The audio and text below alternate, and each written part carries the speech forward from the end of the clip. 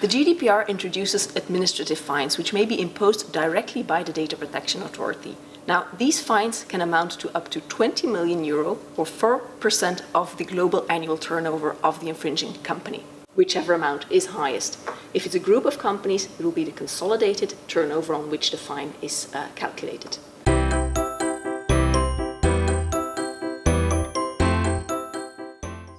Well, the data protection authorities actually have much more sanctioning powers than just imposing administrative fines.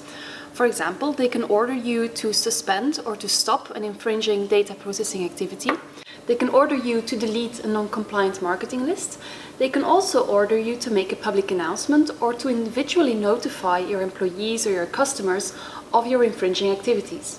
So these type of alternative sanctions have also an important business impact and could also be important for your company's reputation.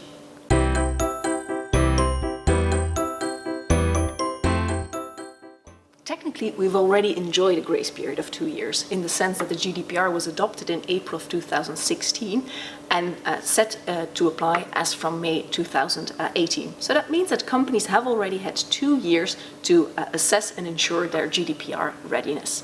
Does that mean that as from the 25th of May, you should expect these enormous sanctions? Probably not.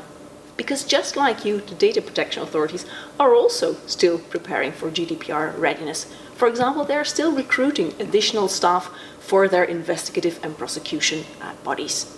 But what will not change is that the Data Protection Authority will have to investigate any complaints that are filed to them. That could be a complaint from a consumer, a civil rights organization, a former employee, or even your competitor. So the more sensitive that you are, your company or your sector, to this type of complaint, the more likely you are to appear on the radar of the Data Protection Authority. The most important recommendation is that you should be able to show, to demonstrate that you are on your way to achieve GDPR compliance, that you are aware of the legislation and that your company is working on it in good faith.